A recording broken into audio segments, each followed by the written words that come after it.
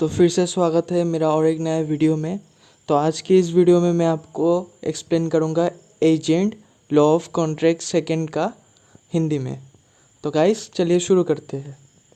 तो गाइस यहाँ पे लिखा हुआ है agent. An agent is an authorize to act on behalf of his principal and create contractual obligation between the principal and the third party. The agent offers and accepts new proposal from the third party on behalf of his principal and thus new legal relations are created in law of agency. तो यहाँ पे साफ साफ बताया गया है कि agent एक पर्सन है जो कि प्रिंसिपल के लिए काम करता है और थर्ड पार्टी के साथ डील करता है और प्रिंसिपल की तरफ से एक्ट करता है। कोई भी कॉन्ट्रैक्ट हो, कोई भी मतलब बिजनेस हो, चाहे कुछ भी हो, वो प्रिंसिपल के हिसाब से चलता है। उसका कोई मतलब पावर नहीं है, जो प्रिंसिपल देता है पावर वही होता है। तो इसको हम एजेंट बोलते हैं। इसका सेक्शन आपको सेक्शन 182 इंडियन कॉन्ट्रैक्ट एक्ट 1872 में मिल जाएगा। अब हम बात करेंगे काइंड्स ऑफ कॉन्ट्रैक्ट के बारे में।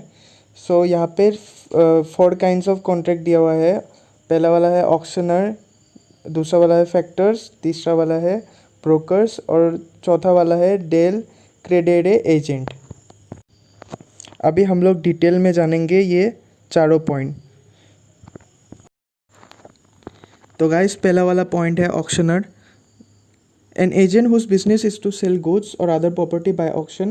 By open sale, the authority vested to him is to sell goods only and not to give warranties on behalf of the seller unless expressly authorized in that behalf. तो guys auctioneer का मतलब है एक agent जिसके पास power है कि वो goods को सेल कर सकता है ऑक्शन के थ्रू। ऑक्शन मतलब आप मूवीज़ वगैरह में देखते हैं, कोई भी मेंशन वगैरह 10,000 20,000 ऐसा करके मतलब जो हाईएस्ट होता है वही मतलब सेल कर देता है। वो इस तरीके का ऑक्शनर्स को मतलब इस तरीके का एजेंट को ऑक्शनर्स बोलते हैं। और उनके पास सिर्फ ऑक्शन करने का पावर रहता है, ना कि वारंटी देने का। और दे सकते हैं अगर प्रिंसिपल ने मतलब ऑथोराइज कर दिया तो गाइस ऑक्शनर का मतलब जो ऑक्शन करता है एजेंट उसको बोलता है ऑक्शनर्स। तो गाइस दूसरा पॉइंट है factor. A factor is a mercantile agent who is interested with the possession of goods for the purpose of sale. He has also the power to sell good on the credit and also receive the price from the buyer. तो guys ये भी एक mercantile agent ही है। Mercantile का मतलब है trade and commerce. तो guys इसके पास अलग किस्म का पावर है जो कि ऑक्शनर से इसको अलग बनाता है, और वो है इसका पोजीशन, गुड्स के ऊपर जो पोजीशन है वो। और ये गुड्स क्रेडिट में भी दे सकते हैं और ये प्राइस भी रिसीव कर सकता है बायर के पास से।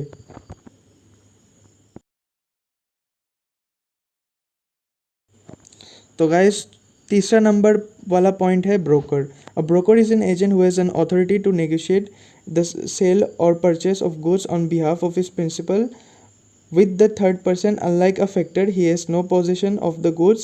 He merely makes the two party to enter into a contract and gets commission whenever any transaction materialize through his effort.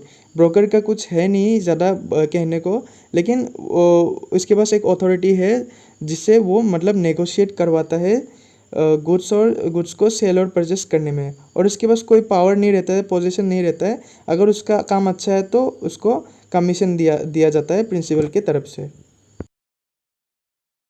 तो गाइस चौथा नंबर है डेल सेडेरे एजेंट्स। इसको मैंने जानबूझ के शॉर्ट बनाया है। इसका फुल डेफिनेशन आप कॉन्ट्रैक्ट 2 के बुक में आप RK बंगिया वाला बुक में आपको मिल जाएगा।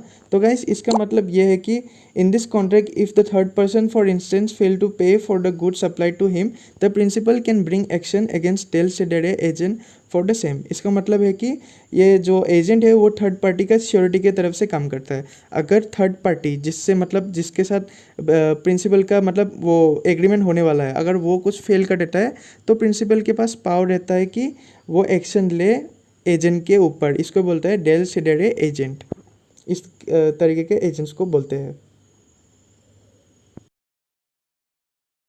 तो गाइस अभी हम कुछ फीचर्स जानेंगे कॉन्ट्रैक्ट ऑफ एजेंसी के बारे में।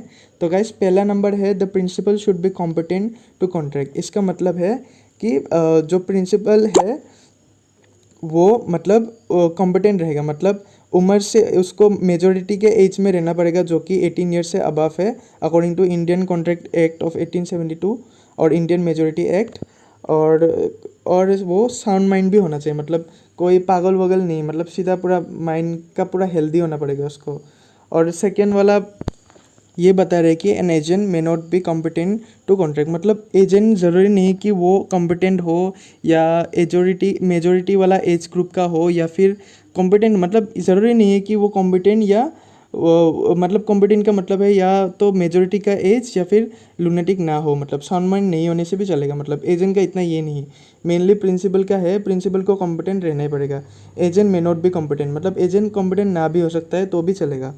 और इसके बाद थर्ड वाला पॉइंट है no consideration is necessary to create an agency, मतलब यहाँ पे कोई भी कंसिडरेशन नहीं चाहिए। कंसिडरेशन का मतलब है इन रिटर्न, तो गाइस यहाँ पे इन रिटर्न कुछ नहीं चाहिए एजेंसी बनाने के लिए। तो गाइस यही है some of the 3 features of contract of agency, ये आप जान लेंगे तो अच्छा है। फिर से रिपीट कर देता हूँ। पहला वाला पॉइंट है the principal should be competent to contract, मतलब प्रिंसिपल को कॉम्पिटेंट रहना ही पड़ेगा, मतलब उसका एज भी चाहिए 18 ईयर से अबव और उसका साउंड भी होना चाहिए, साउंड माइंड भी होना पड़ेगा उसका। और second agent may not be competent to contract, मतलब एजेंट अगर ना भी कॉम्पिटेंट हो तो भी चलेगा। और थर्ड नंबर पॉइंट है no consideration is necessary to create an agency, इसका मतलब ये है कि कंसिडरेशन ना हो तो भी चलेगा, एजेंसी बनाया जा सकता है बिना कंसिडरेशन के भी। तो गाइस ये सेक्शन आप याद कर लेना 183 टू 185। तो गाइस आज के लिए इतना ही था। अगर आपको वीडियो अच्छा लगा तो लाइक शेयर और सब्सक्राइब करना मत भूलिए, और अगर आपको कुछ जानना है तो कमेंट बॉक्स में ज़रूर लिखिए। धन्यवाद।